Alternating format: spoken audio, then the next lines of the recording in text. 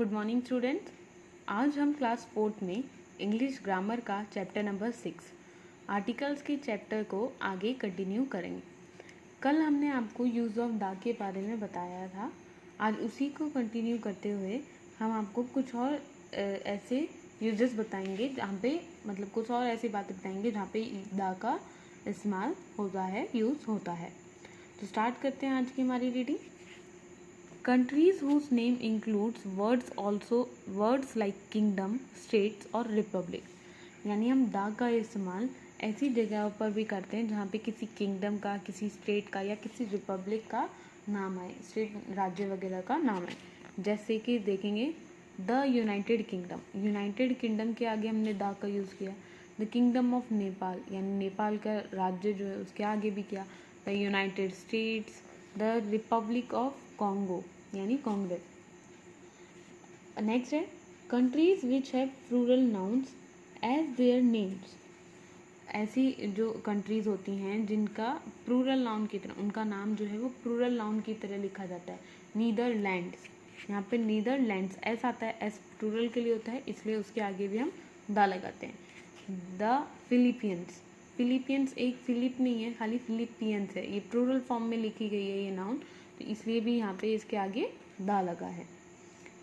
Geographical features such as mountain range, group of islands, rivers, seas, oceans and canals, यानी कि geographical यानी कि भूगोलिक जो फीचर्स होते हैं, जैसे पहाड़ वगैरह हो गए, किसी आइलैंड वगैरह के जो ग्रुप हो गए, या फिर नदियाँ वगैरह हो गई, समुद्र वगैरह हो गए, या फिर कैनल वगैरह हो गए, इन सब के आगे भी हम द का इस्तेमाल करते हैं। जैसे द हिमालय माउंटेन रेंज है, उसके आगे भी द लगा। द कैनेरीज, द एटलांटिक हमारा ओशियन है, द एटलांटिक ओशियन, आइलैंड भी है, ओशियन भी है। The Amazon, the Panama Canal, इन सब के आगे भी हमने द का यूज़ किया है क्योंकि ये सारे हमारे ज्योग्राफिकल फीचर्स हैं।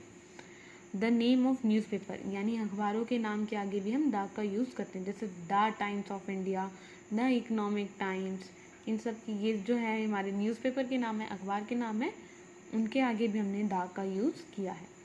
वेल नोन बिल्डिंग्स और वर्क ऑफ आर्ट, या फिर जैसे वेल नोन बिल्डिंग्स, इमारतें वगैरह जानी मानी पहचानी, या फिर फेमस इमारतें, बिल्डिंगें या फिर आर्ट की, जैसे द एम्पायर स्टेट बिल्डिंग हो गई, ताजमहल हो गया। ताजमहल के आगे भी हम द लगाते हैं क्योंकि वो बहुत ही नोन बिल्डिंग है, नोन मॉन्यूमेंट है। ऐसे ही मोनालिसा की पेंटिंग के बारे में आपने सुना ही होगा, वो बहुत फेमस है आर्ट के लिए, आर्ट वगैरह की उसमें, तो इसके आगे भी हमने द का यूज़ किया है। आगे हमारा द नेम्स ऑफ ऑर्गेनाइजेशन, जो एक संगठन जो होते हैं, ऑर्गेनाइजेशन होते हैं, उनके आगे भी हम द का यूज़ करते हैं। The United nation, the cements union, या फिर द बीजेपी हम कह सकते हैं। The nation of hotels, pubs and the names of hotels, pubs and restaurant, यानी किसी होटल के, किसी क्लब या रेस्टोरेंट वगैरह के नाम के आगे भी हम द का यूज़ करते हैं।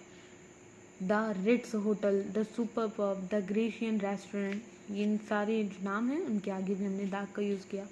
द नेम्स ऑफ फैमिलीज, यानी फैमिलीज़ के आगे भी हम द का यूज़ करते हैं।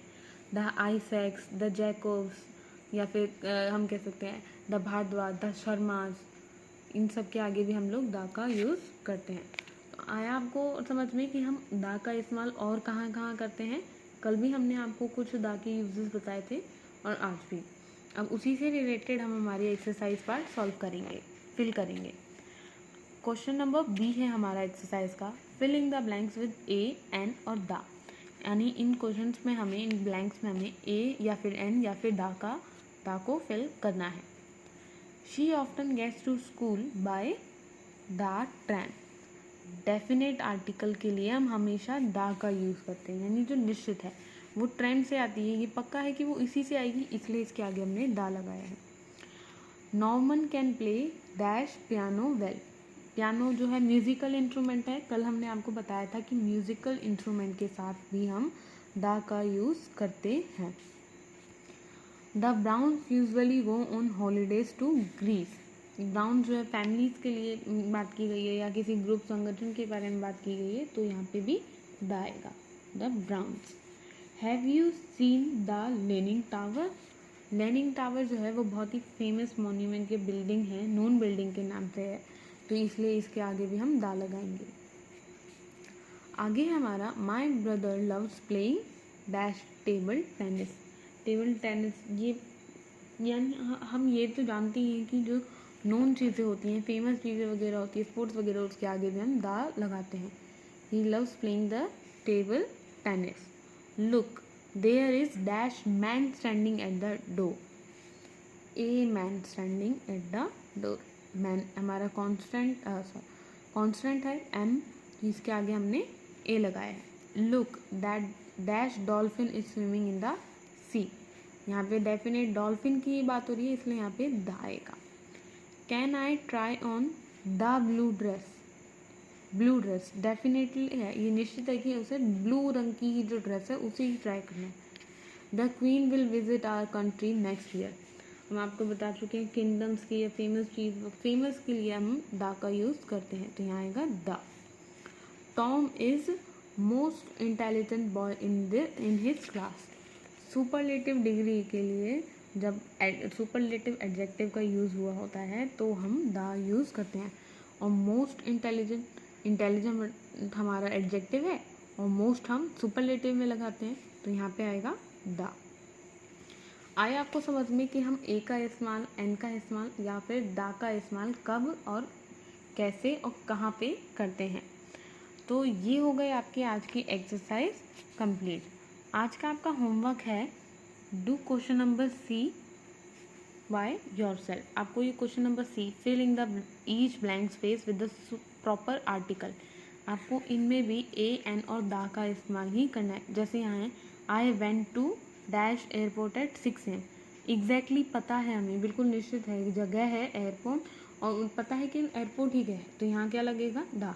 आई went to the airport, I had to catch the flight to Paris. कौन सी फ्लाइट लेनी थी उसे? पेरिस। निश्चित तौर पे बात पता है, ये डेफिनेट है कि पेरिस की फ्लाइट थी, तो यहाँ पे भी द लगा है। ऐसे ही आपको हर जगह पे आपको ए, एन और द में से किसी एक का यूज़ करके इन्हें फिल करना है। तो आज की क्लास के लिए इतना ही। आज का आपका होमवर्क है do question number C, filling the blanks by yourself in book. जिन बच्चों के पास बुक नहीं है वो इसे अपनी नोटबुक में राइट डाउन करेंगे। आज के लिए इतना ही। सी यू टुमारो। Thank you.